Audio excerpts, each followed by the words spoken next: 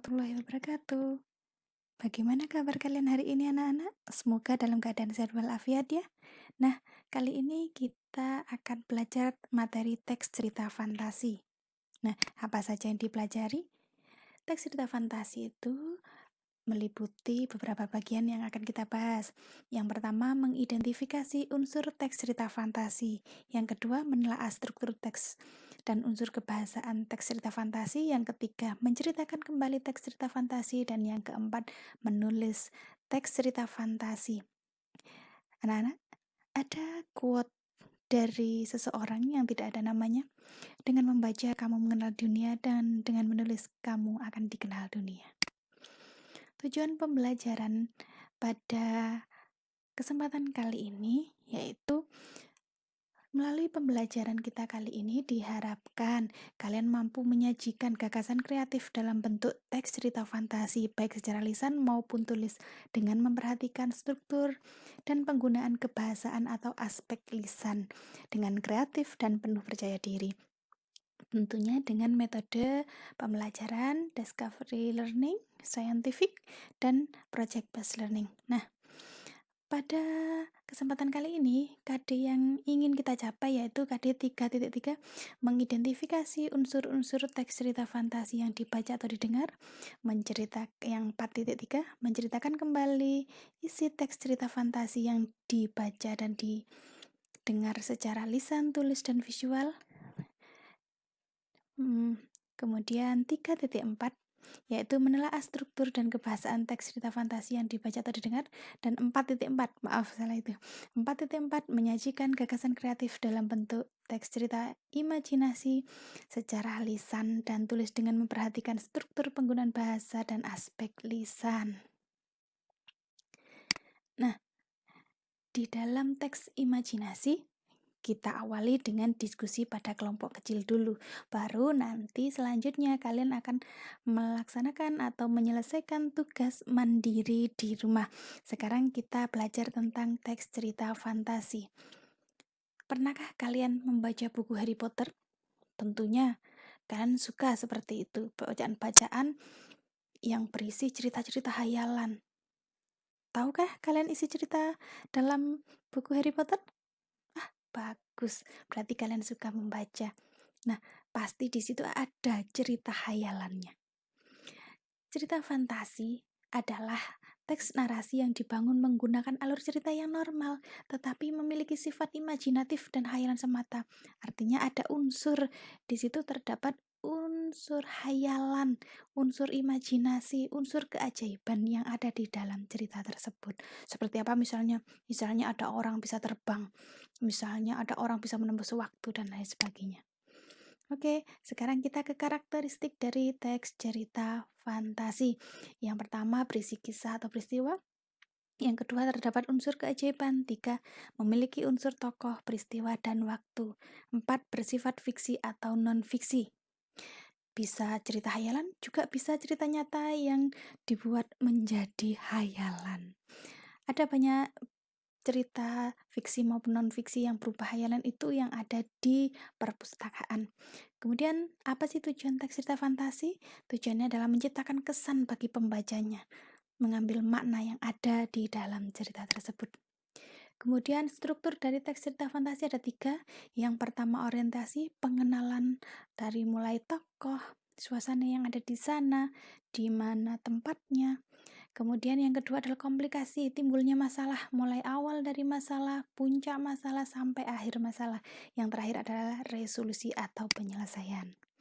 Kemudian kaidah kebahasaannya, yang pertama ada kata kerjanya, melukis, berlari, terbang, dan lain sebagainya. Kemudian ada kata sandang, si, sang. Yang ketiga ada keterangan tempat dan waktu, di taman, di halaman, di langit, pada sore itu, zaman dahulu. Yang keempat adalah konjungsi atau kata hubung, bisa lalu, dan atau, dan lain sebagainya. Kemudian yang kelima adalah kalimat langsung dan tidak langsung. Kalimat yang diucapkan orang secara langsung disebut kalimat langsung, sementara kalimat yang diceritakan oleh orang lain dari ucapan orang lain itu namanya kalimat tidak langsung. Contohnya, Tono berkata, bagaimana ia bisa terbang? Nah, Tono itu menanyakan cara Budi terbang, seperti itu.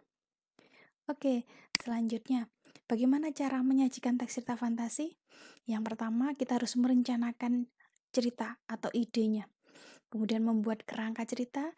Yang ketiga, mengembangkan kerangka cerita menjadi cerita utuh atau karangan. Keempat, memberi judul yang menarik. Kelima, menelaah dan merevisi. Yang keenam, memublikasikannya. Bisa di majalah dinding, bisa majalah sekolah, tabloid, dan lain sebagainya, atau dalam bentuk buku. Ini ada sebuah contoh cerita fantasi, Riko dan Mesin Waktu. Riko marah dengan ibunya yang tidak menuruti keinginannya untuk membeli mainan. Riko kesal, lalu keluar rumah menuju taman belakang rumahnya. Riko menemukan kotak berwarna hitam di taman belakang rumahnya. Kotak itu sebesar televisi 20 inci. Riko penasaran ingin membuka isi kotak itu. Apa aku buka saja ya kotak ini? Gumam Riko. Akhirnya Riko membuka kotak itu. Tiba-tiba keluar sinar dari dalam kotak tersebut dan Riko pun ketakutan. Tiba-tiba Riko berada di daerah asing yang tidak dikenalnya. Riko melihat orang memakai pakaian layaknya zaman Majapahit. Riko terkejut melihat suasana di tempat itu. Orang-orang melihat Riko dengan keheranan. Tangkap orang asing itu, perintah pengawal kerajaan. Riko pun lari ketakutan. Tapi pengawal kerajaan itu mengejar Riko. Riko pun tertangkap. Riko dibawa ke kerajaan menghadap raja. Riko pun ketakutan. Riko diintegrasi oleh raja. Raja heran melihat pakaian Riko yang aneh. Riko dianggap kompeni atau penjajah. Riko diam saja sambil keluar keringat dingin dari badannya yang kurus kering itu. Ampuni aku, ibu, teriaknya. Aku ingin pulang, teriak Riko ketakutan. Riko pun dimasukkan ke penjara bawah tanah yang pengap. Riko teringat bahwa ia terlempar ke zaman kerajaan setelah membuka kotak hitam itu.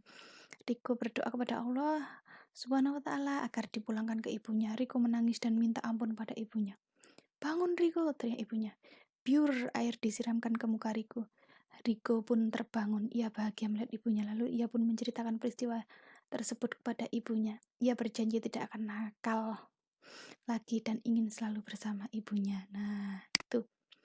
Nah, dari cerita Riko dan mesin ajaib, mesin waktu, kita akan latihan menentukan struktur dan kebahasaan di dalam teks Riko dan mesin waktu tersebut. Nah, silakan kalian bentuk kelompok, kemudian kalian mencari struktur mana orientasinya, mana komplikasi, dan mana resolusinya.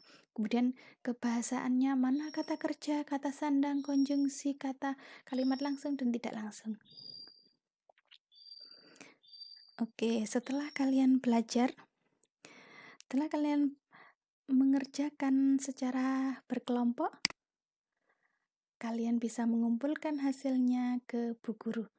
Nanti Bu Guru akan membagi ke kelompok lain, kemudian memberi saran kepada hasil kerja kelompok lain. Oke, Bu Guru mengambil materi ini dari buku siswa Bahasa Indonesia kelas 7. Oke, jangan lupa like dan subscribe channel Bu Guru ya. Jangan lupa di YouTube Pelangi 171 channel dan Facebook Nani Bilkis, Instagram @pelangi1717. Semoga pembelajaran kali ini bermanfaat. Bu Guru akhiri. Wassalamualaikum warahmatullahi wabarakatuh.